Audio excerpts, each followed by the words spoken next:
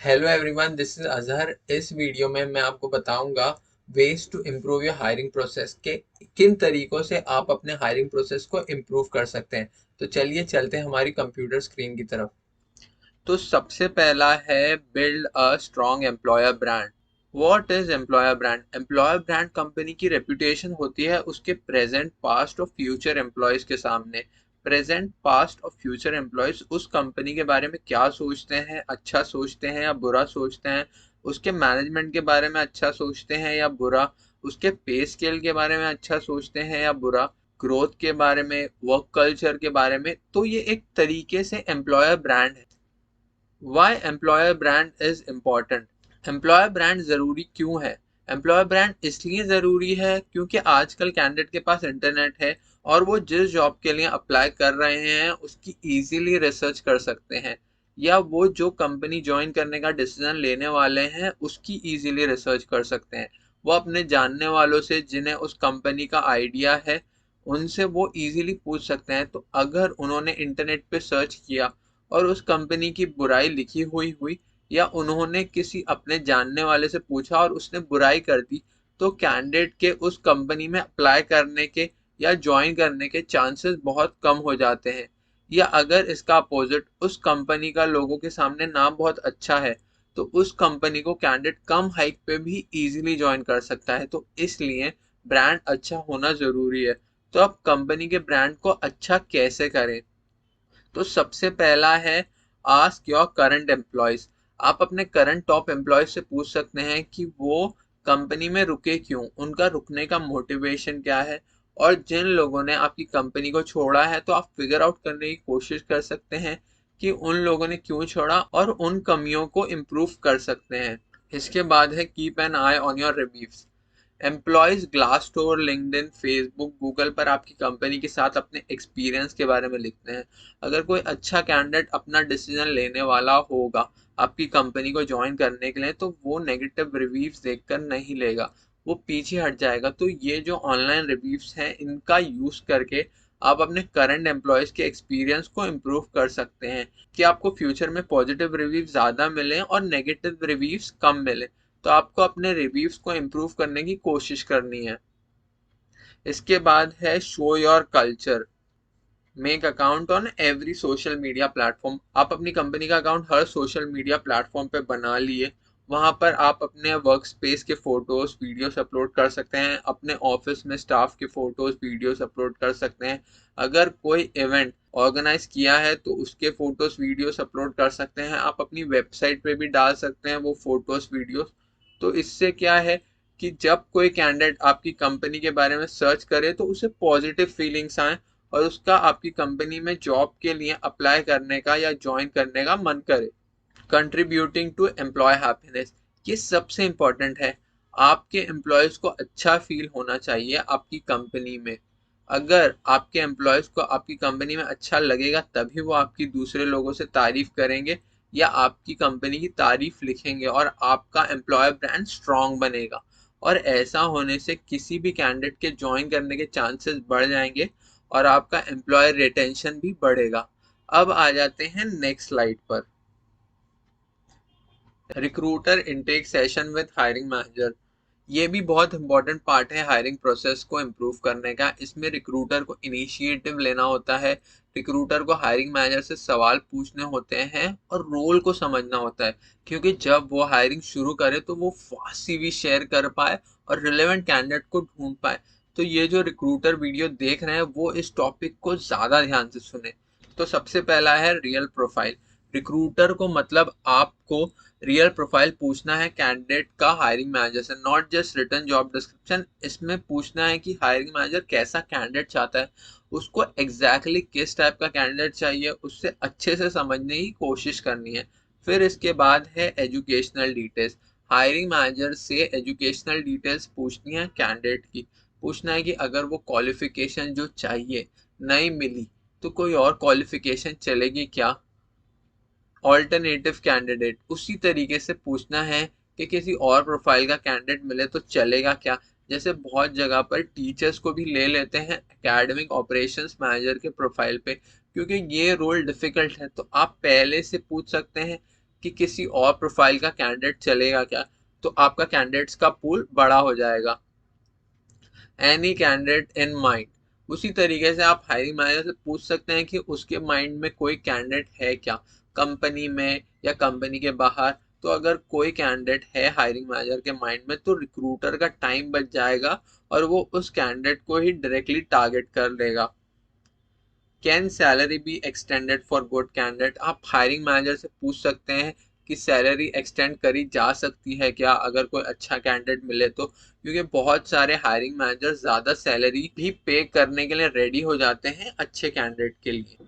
Years of experience needed, आप पूछ सकते हैं हायरिंग मैनेजर से कि कैंडिडेट को कितने साल का एक्सपीरियंस होना चाहिए, और साथ ही साथ पूछ सकते हैं कि अगर कम एक्सपीरियंस का मिले तो चलेगा क्या, क्योंकि इससे रिक्रूटर के लिए कैंडिडेट का पूल बढ़ जाएगा। कॉम्पिटिटर्स, आप कंपनी के कॉम्पिटिटर्स के बारे में पूछ सकते हैं और उन कॉम्पिटिटर्स कंपनी में से कैंडिडेट सर्च करने की कोशिश कर सकते हैं, क्योंकि कॉम्पिटिटर्स बेस्ट होते हैं अच्छा कैंडिडेट ढूंढने के लिए। पास कैंडिडेट्स कंपनीज, आप पूछ सकते हैं कि हायरिंग मैनेजर को पिछला अच्छा कैंडिडेट कौन सी कंपनी का मिला था और उस कंपनी में सर्च कर सकते हैं। How long the role was open, आप पूछ सकते हैं कि रोल कब से ओपन है, और इससे आपको आइडिया मिल जाएगा कि रोल को क्लोज करने में कितना टाइम जाएगा। इंटरव्यूअर डिटेल्स, आप हायरिंग मैनेजर से पूछ सकते हैं कि कौन कौन इंटरव्यू लेगा, इससे आपको पता चलेगा कि कौन कौन इन्वॉल्व रहेगा हायरिंग में और कितने लोग डिसीजन लेंगे रोल को क्लोज करने के लिए। तो अब चलते हैं नेक्स्ट स्लाइड पे। Use different mediums to search candidate, मतलब इसमें कैसा है कि आप जो है अलग अलग तरीके से कैंडिडेट को सर्च करने की कोशिश कर सकते हैं, या अपनी कंपनी में जो रिक्रूटर्स हैं या एचआर हेड्स हैं उनको ट्रेन कर सकते हैं इन अलग अलग तरीकों से सर्च करने के लिए।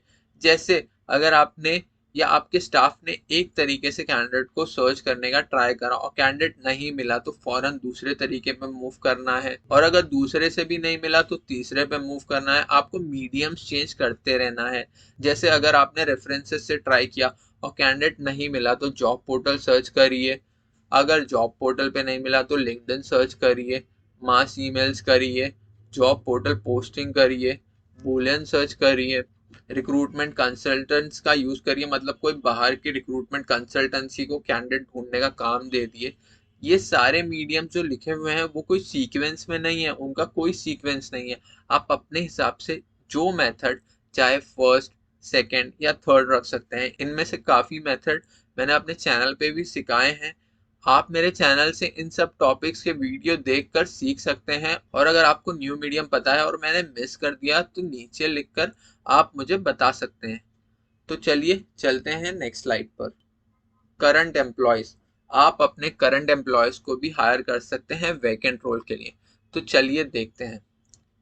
पहला है प्रमोट करंट एम्प्लॉयज, ये करने का एक तरीका है। जैसे एम्प्लॉयज अच्छा परफॉर्म कर रहे हैं और उनके पास अपने से ऊपर रोल पर जाने की स्किल्स हैं, उन एम्प्लॉयज को आप प्रमोट कर सकते हैं। सक्सेशन प्लानिंग, आप लीडरशिप रोल के लिए सक्सेशन प्लानिंग कर सकते हैं। आप पहले से ही अपने लीडरशिप रोल के लिए कैंडिडेट रेडी रख सकते हैं जिसके पास वो स्किल्स और एक्सपीरियंस हो और जो उस रोल को अच्छे से संभाल सके। तो इससे आपके पास पहले से ही कैंडिडेट मौजूद होगा और किसी लीडर के रिजाइन करने पे आपका ज्यादा टाइम वेस्ट नहीं होगा उसकी हायरिंग के लिए। जॉब पोस्टिंग, आपके पास अगर कोई रिक्वायरमेंट आता है तो आप उसकी जॉब पोस्टिंग अपने स्टाफ के बीच में कर सकते हैं और उनको जॉब चेंज करने का मौका दे सकते हैं। तो अगर कोई एम्प्लॉय जो किसी जॉब में है और वो उससे चेंज करके नई स्किल्स की जॉब करना चाहता है, तो एक तरीके से आपके स्टाफ के लिए एक नई अपॉर्चुनिटी आ जाएगी। इसके बेनिफिट्स क्या होंगे? मोटिवेट एम्प्लॉयज, आपके कंपनी के स्टाफ को लगेगा इस कंपनी में अपॉर्चुनिटीज हैं और लोगों को ग्रो करने का मौका मिलता है, तो वो अच्छा काम करने के लिए मोटिवेट हो जाएगा और ये आपके कंपनी के ब्रांड को अच्छा बनाएगा। लोगों को पता चलेगा कि इस कंपनी में ग्रोथ की अपॉर्चुनिटी दी जाती है। रिड्यूस कॉस्ट, और इसका बेनिफिट ये भी है कि इससे हायरिंग का कॉस्ट भी कम हो जाता है। जो पैसे आपके जॉब पोर्टल या एक्सटर्नल रिक्रूटमेंट कंसल्टेंट को हायर करने में जाते वो बच जाते हैं।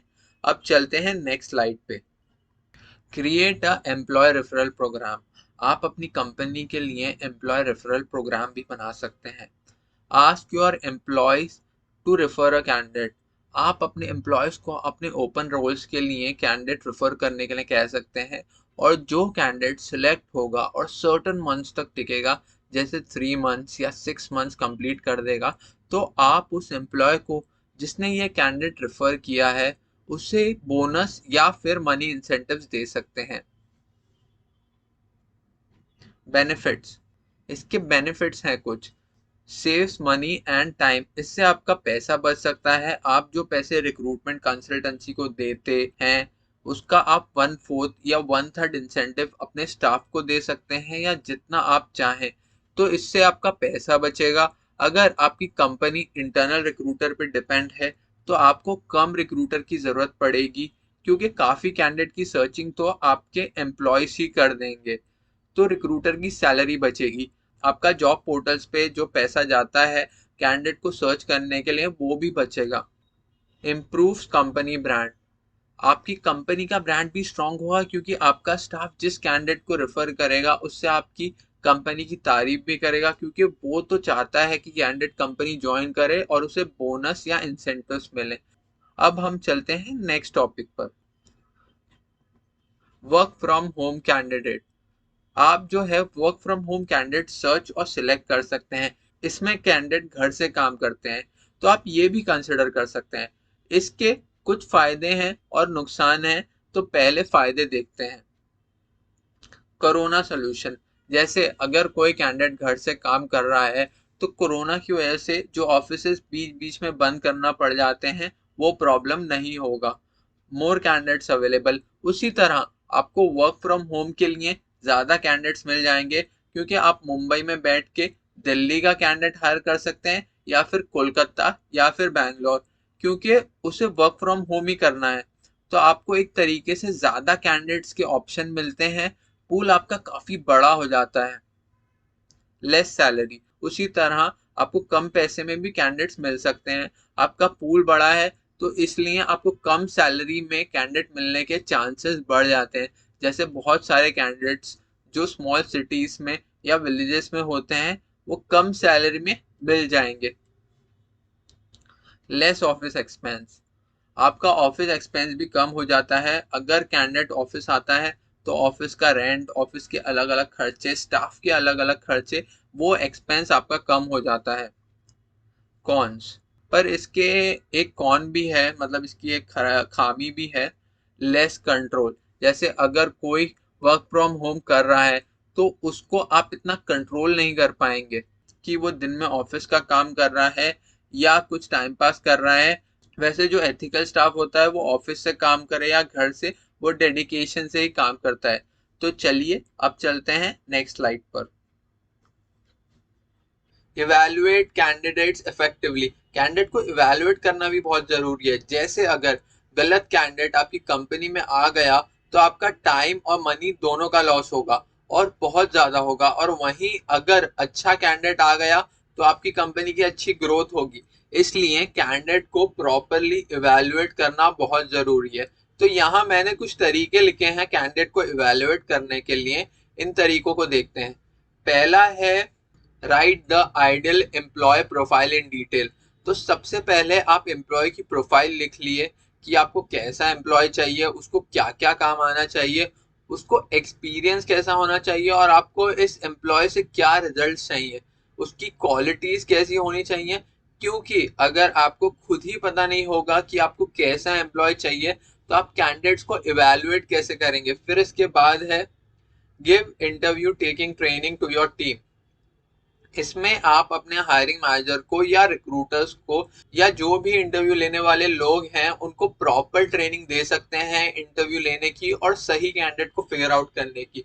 क्योंकि अगर आपकी टीम को सही कैंडिडेट को फिगर आउट करना नहीं आएगा तो वो गलत कैंडिडेट चुन लेंगे और उससे आपकी कंपनी का लॉस होगा। Include others to take interviews, इसमें आप हायरिंग मैनेजर के अलावा और भी लोगों को इंटरव्यू लेने के लिए कह सकते हैं जो अच्छा कैंडिडेट को फिगर आउट करने में एक्सपर्ट हो।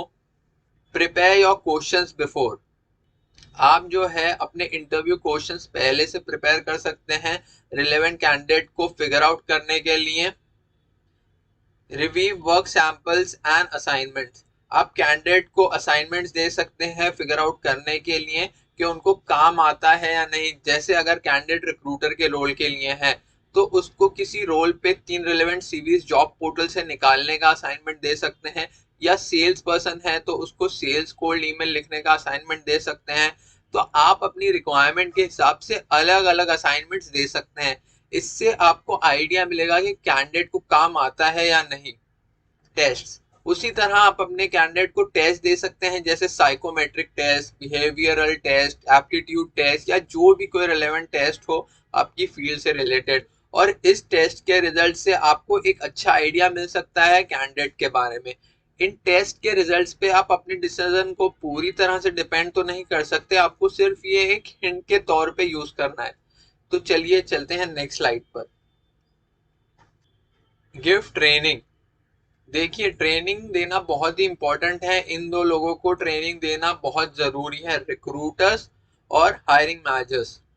तो सबसे पहले देखते हैं रिक्रूटर्स को क्या क्या ट्रेनिंग देनी चाहिए। जॉब डिस्क्रिप्शन, पहला है जॉब डिस्क्रिप्शन कैसे लिखना है उसकी ट्रेनिंग। सर्च, कैंडिडेट को सर्च कैसे करना है उसकी ट्रेनिंग। स्क्रीन, रेज्यूम को स्क्रीन कैसे करना है। कोल्ड कॉल, कैंडिडेट्स के साथ कोल्ड कॉलिंग कैसी करनी है उसकी ट्रेनिंग। नेगोशिएट या सैलरी नेगोशिएशन कैंडिडेट के साथ कैसे करना है उसकी ट्रेनिंग। उसी तरह आप हायरिंग मैनेजर जिसे कैंडिडेट रिपोर्ट करने वाला है या जो भी दूसरे लोग इंटरव्यू लेने वाले हैं उनकी ट्रेनिंग भी बहुत जरूरी है। मेक कैंडिडेट प्रोफाइल, जिस टाइप का कैंडिडेट चाहिए उसकी प्रोफाइल बनाने की training. How to conduct interview, interview सही से लेने की training. How to evaluate candidate, candidate को सही से इवेल्युएट करने की training. Cost and impact of hiring decision, hiring manager को पता होना चाहिए कॉस्ट और इम्पैक्ट क्या है हायरिंग डिसीजन का, और उनको पता होना चाहिए कि अगर वो किसी गलत कैंडिडेट को सिलेक्ट करते हैं तो उसके नेगेटिव इम्पैक्ट्स क्या होंगे कंपनी पे, या अच्छे कैंडिडेट को सिलेक्ट करते हैं तो उसके पॉजिटिव इम्पैक्ट्स क्या होंगे। क्योंकि ये चीजें पता होने से हायरिंग मैनेजर सही कैंडिडेट को चुनने की कोशिश कर सकता है। अगर आपको अपनी कंपनी के लिए कोई अच्छा कैंडिडेट चाहिए और कैंडिडेट ढूंढने में हेल्प चाहिए तो आप नीचे दिए गए ईमेल पे मुझे ईमेल कर सकते हैं। होप आपको समझ में आया हो कि आप अपने हायरिंग प्रोसेस को कैसे इम्प्रूव कर सकते हैं। आप इस चैनल को सपोर्ट कर सकते हैं ज्वाइन बटन पर क्लिक करके। आप जो है इस वीडियो को शेयर करें, चैनल को सब्सक्राइब करें। सी यू नेक्स्ट वीडियो, बाय।